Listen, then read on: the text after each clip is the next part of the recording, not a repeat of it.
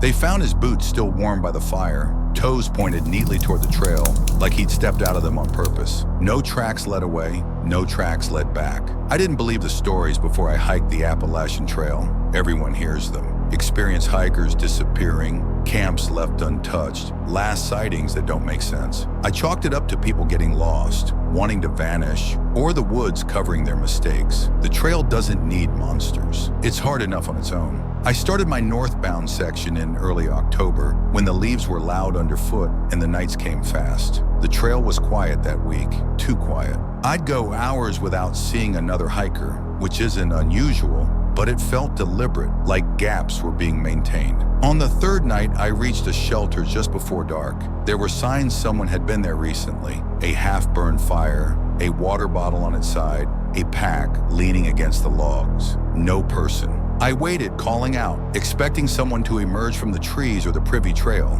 Nothing answered me except the wind pushing through the branches. I told myself they were probably down by the stream. I made camp anyway. That night I woke to footsteps. They were slow and unhurried, circling the shelter just beyond the firelight. I lay still, listening. No crunch of leaves, just the soft, deliberate placement of weight. Bare feet, I thought, and hated myself for thinking it. When I finally sat up and shined my headlamp into the trees, the light caught nothing. The footsteps stopped instantly, like they'd never existed. In the morning, the pack was gone. I hiked faster after that. Around midday, I caught up to an older guy named Marcus, trail name Switchback. He'd been hiking for years and laughed when I mentioned the shelter. People don't disappear, he said. They step off. He told me about a friend who vanished 2 seasons back, experienced, methodical. Last seen walking calmly off trail, as if he'd remembered something important. Search teams found his campsite intact. Boots by the fire. They never find tracks, Marcus said.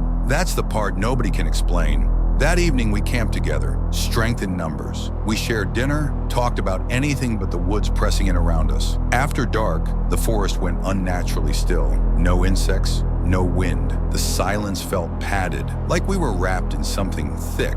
That's when Marcus stood up. "I hear someone calling me," he said.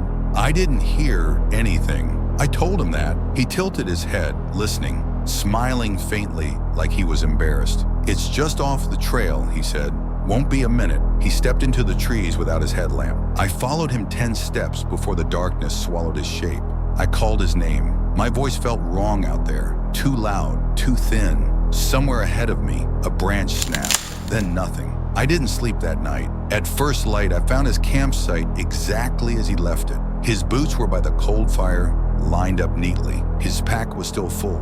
There were no footprints leading away from camp, none leading back. I reported it at the next ranger station. They nodded too calmly, took notes too efficiently. One of them asked me quietly if Marcus had mentioned hearing something. When I said yes, the ranger closed his notebook and told me not to hike alone. I quit the trail 2 days later, but it didn't quit me. Sometimes, late at night, I hear footsteps outside my apartment, slow, careful, circling. Sometimes I wake up with the overwhelming certainty that someone is standing just out of sight, waiting patiently. And once, just once, as I drifted towards sleep, I heard a voice I recognized calling my name from somewhere far away, somewhere lined with trees. It sounded calm. It sounded like it knew exactly where I was.